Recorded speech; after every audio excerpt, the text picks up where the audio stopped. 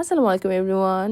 আজকে যাচ্ছি আম্মুর বাসায়। আম্মু সবাই বরাতের দিন যেতে বলেছিল, বা যাওয়া হয়নি। আমি যেই সবচেয়ে আগে আমার বোনের বারান্দায় চলে গিয়েছিলাম। আমার বোনের বারান্দায় অনেক ধরনের ফুল গাছ আছে, বা সেদিন মাত্র এই 3টা ফুলই ফুটেছিল। সো আমি তাড়াতাড়ি করে ছবি তুলে আমার স্টোরিতে শেয়ার করেছিলাম। সো পিছনে ঘুরে দেখি এই যে আমাদের ছোট্ট বুড়িটা আমার ব্যাগ থেকে লিপস্টিক বের করে লিপস্টিক দিচ্ছিল। ও সবসময় এমন করে।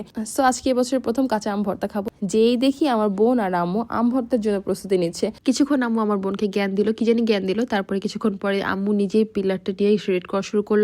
এই আম ভর্তাটা বেসিক্যালি আম্মু আর আমার বোন দুজনে মিলে বানাচ্ছিল। আড্ডা দিতে দিতে বেজে গেল 4টা, আর এই ঘড়ির বেলের শব্দটা আমার কাছে এত ভালো লাগে, তাই একটু রেকর্ড করলাম। সো আজকের আম ভর্তাটা অনেক ঝাল হবে, তাই কাঁচা মরিচের সাথে আমরা বোম্বাই মরিচ নিয়ে নিয়েছিলাম। সো আমার বোন এখানে বোম্বাই মরিচটাকে ফার্স্টে কেটে নিচ্ছিল। এটাকে একদম পুরো চপচপ করবেও। অ্যাকচুয়ালি এটা আমার বোনেরই আইডিয়া ছিল যে বেশি ঝাল দিয়ে বোম্বাই মরিচ দিয়ে বোম্বাই মরিচের ফ্লেভারে আম ভর্তাটা খাবে। সো এখানেও কাঁচা মরিচটাও চপ করে নিচ্ছিল, আর কাঁচা মরিচ কাটাটা দেখতে এত স্যাটিসফাইং ছিল, তাই আমি একটু বেশি করে ভিডিও করে রেখেছিলাম। সো এখানে 2 ধরনের মরিচ দেওয়া হয়ে গিয়েছে, আর এখন বাকিটা করবে আম্মু।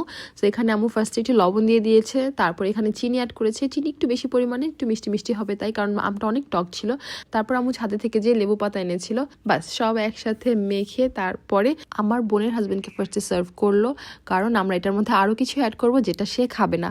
আর আমরা সবসময় এরকম টক আম ভর্তার মধ্যে এরকম গরুর দুধ অ্যাড করে খাই। আমার এরকম আম ভর্তার ভিডিও আমি আগেও আমার পেজে আপলোড করেছি, আপনারা চাইলে আমি লিঙ্কটা শেয়ার করে রাখতে পারি।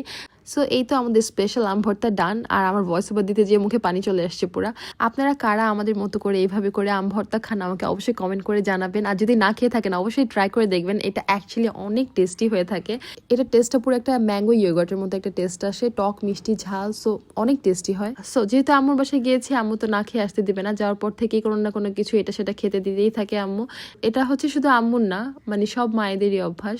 সো আমার ক্ষেত্রেও তাই। আমি যদি না খেয়ে আসতাম, দেখা যেত সে খুব মন খারাপ করেছে। সে যে খাবার দিয়ে দিবে না তা না, সে খাবার দিয়েও দিবে এবং তার চোখের সামনে খেতেও হবে। এটাই হচ্ছে মাদের ভালোবাসা। সো এই তো আজকের ভিডিও এই পর্যন্তই। আমার মার জন্য সবাই অনেক দোয়া করবেন। So it's all for today. In the next video. Bye, thanks for watching.